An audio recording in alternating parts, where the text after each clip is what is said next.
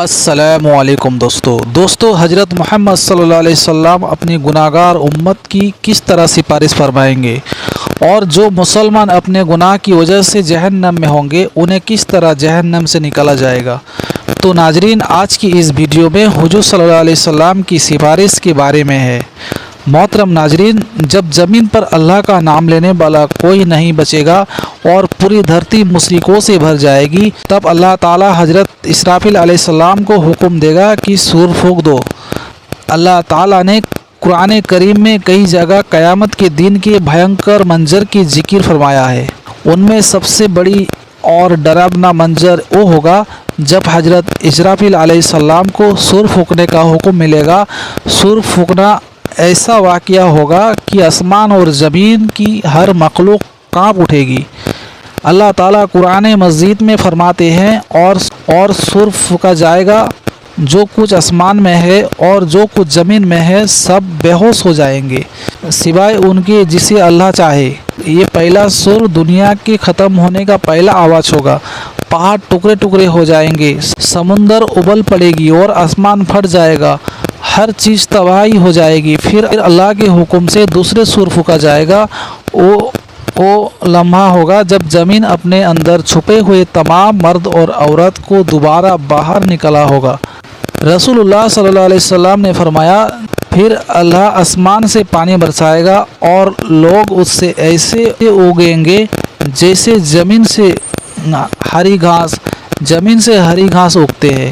حضرت عائشہ رضی اللہ تعالیٰ عنہ فرماتے ہیں کہ میں نے رسول اللہ صلی اللہ علیہ وسلم کو ارشاد فرماتے ہوئے سنا، قیامت کے دن لوگوں کو ننگا پاؤں بنا کپڑے کے اور بنا ختنہ کے اٹھایا جائے گا، میدان حشر کی طرف لے جایا جائے گا۔ میں نے عرض کیا، یا رسول اللہ صلی اللہ علیہ وسلم، مرد اور عورت سب ساتھ ہوں گے، کیا وہ ایک دوسرے کو دیکھیں گے؟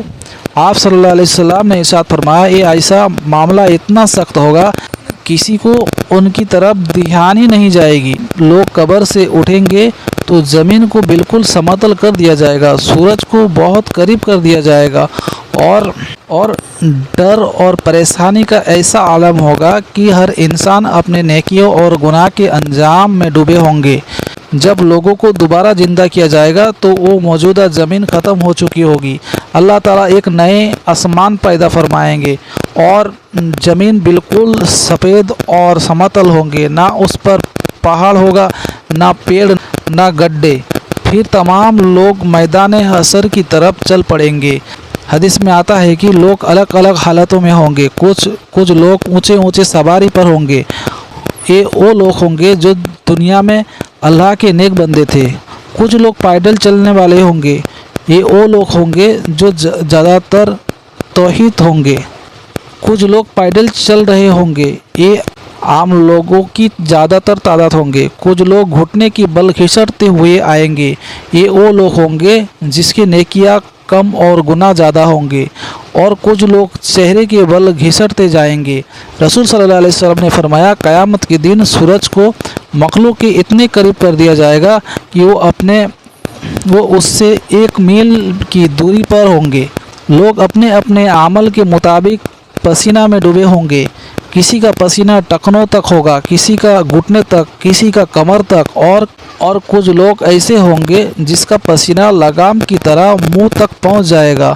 وہ دن 50,000 سال کے برابر ہوگا۔ ہر طرف سخت گرم اور تکلیف ہوں گے۔ اس وقت کچھ لوگ کہیں گے، کیا تم نہیں دیکھتے کہ ہم کس حالت میں ہیں؟ کیوں نہ کسی ایسے شخص کو تلاش کرے جو ہمارے رب کے سامنے ہمارے سفارش کرے۔ پھر کچھ لوگ کہیں گے، ہم سب کے پتا تو حضرت آدم علیہ السلام ہے۔ پھر سب لوگ حضرت آدم علیہ السلام کی خدمت میں حاضر ہو کر عرض کریں گے، ہے آدم علیہ السلام، آپ ابل بصر ہو، اللہ تعالیٰ نے آپ کو اپنے ہاتھوں سے پیدا کیا، آپ میں اپنے روح پھونکا اور فرشتہ سے آپ کو سجدہ کروایا اور فرشتہ کو حکم دیا تو انہوں نے آپ کو سجدہ کیا اور آپ کو جنت میں رہنے کی جگہ دی۔ کیا آپ اپنے رب کی بارگاہ میں ہمارے سفارش کریں گے؟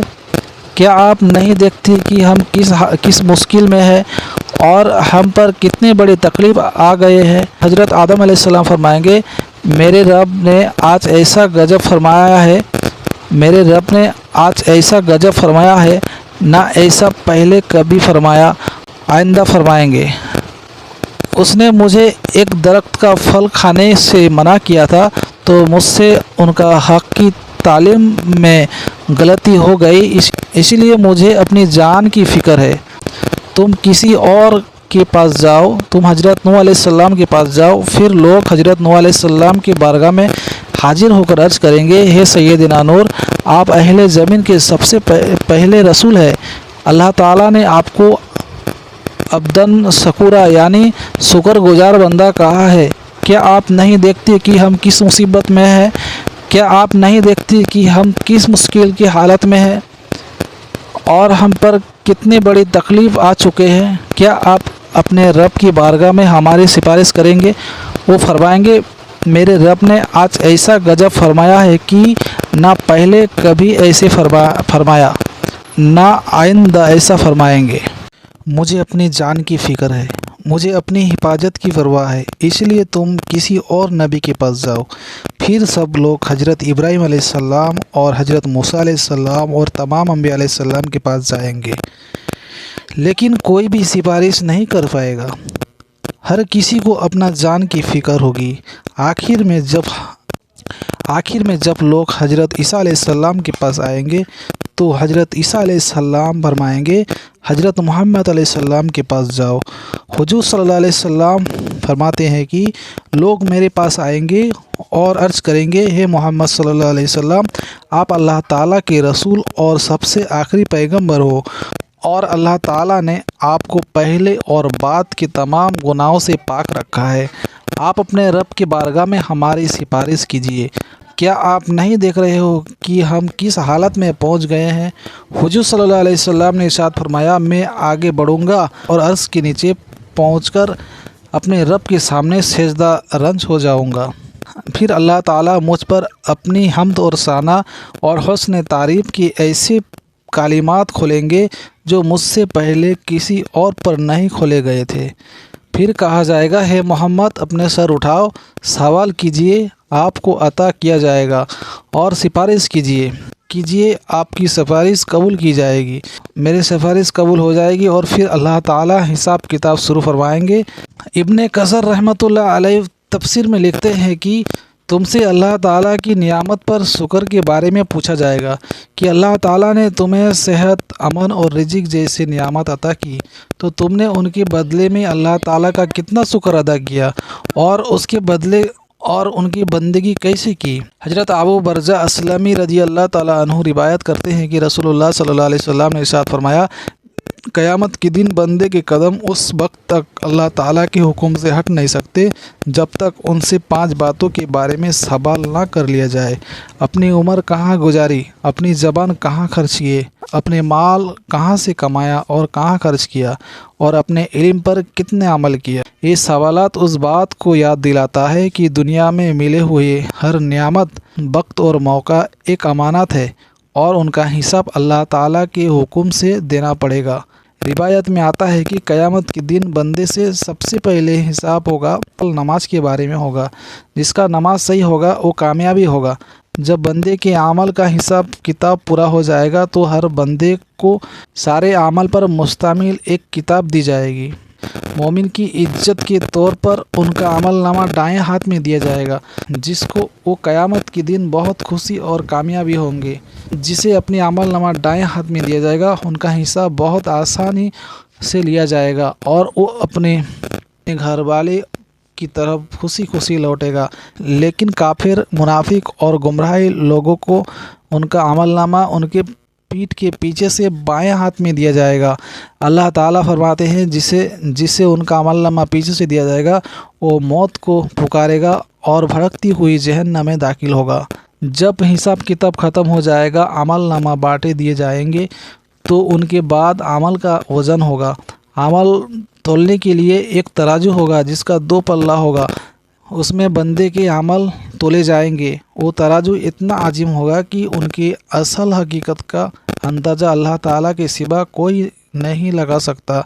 حضرت ابو درداء رضی اللہ تعالیٰ عنہ سے روایت ہے کہ نبی کریم صلی اللہ علیہ وسلم نے ارشاد فرمایا، قیامت کے دن مومن کے میزان ترازو میں اچھے اخلاق سے زیادہ بھاری کوئی چیز نہیں رکھی جائے گی، اور اللہ بد زبان اور بیہودہ باتیں کرنے والے کو پسند نہیں کرتے۔ جب عمل کا اوزن ہو جائے گا تو جس کا پلہ بھاری ہوگا وہ جنتی ہوگا، اور جن کا پلہ ہلکا ہوگا وہ جہنمی ہوگا۔ ان کے بعد پل صراط ایک بہت باریک اور تیز دھار والا راستہ ہے جو دوزخ کے اوپر سے گزرے گا۔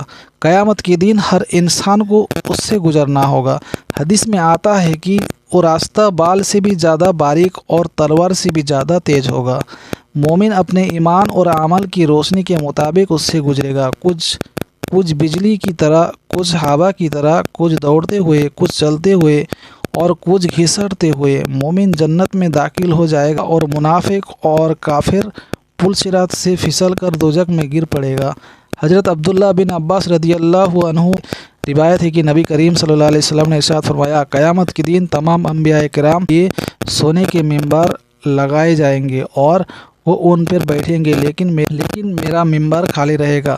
میں اس پر نہیں بیٹھوں گا بلکہ اپنے رب کریم کے سامنے کھڑا رہوں گا، اس ڈر سے کہ کہیں ایسا نہ ہو کہ مجھے جنت میں بھیج دیا جائے اور میرے امت کے بارے میں نہ رہ جائے۔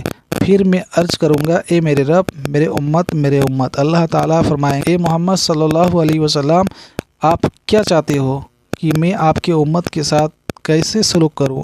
نبی کریم صلی اللہ علیہ وسلم نے فرمایا، میں عرض کروں گا، اے میرے رب، ان کا حساب جلدی کر دو۔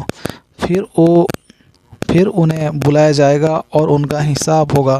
کچھ اللہ تعالیٰ کی رحمت سے جنت میں داخل ہو جائیں گے اور کچھ میرے صفات سے میں شفاعت کرتا رہوں گا یہاں تک کہ ان لوگوں کی رہائی کا حکم بھی حاصل کر لوں گا جنہیں دوزخ میں بھیج دیا گیا ہوگا۔ پھر میں داروغائے جہنم مالک کے پاس جاؤں گا تو وہ کہے گا، اے محمد صلی اللہ علیہ وسلم، آپ نے اپنی امت میں سے کسی کو بھی آگ میں باقی نہیں چھوڑا جس پر اللہ رب العزت ناراض ہو۔ پھر اچانک میں دیکھوں گا کہ اللہ رب العزت میرے سامنے جلوہ افروز ہے تو میں سجدہ رنج ہو جاؤں گا۔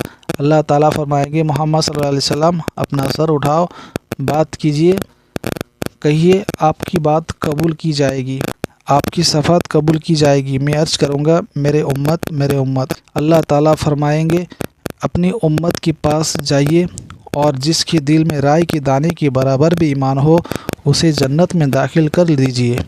میں جاؤں گا اور جس کے دل میں اتنی ماترا بھی ایمان پاؤں گا اسے بھی جنت میں داخل کر دوں گا۔ اللہ تعالیٰ سے دعا ہے کہ وہ ہمیں نیک عمل کرنے کی توفیق عطا فرمائے اور ہمیں حضرت محمد صلی اللہ علیہ وسلم کی صفات نصیب فرمائے، آمین۔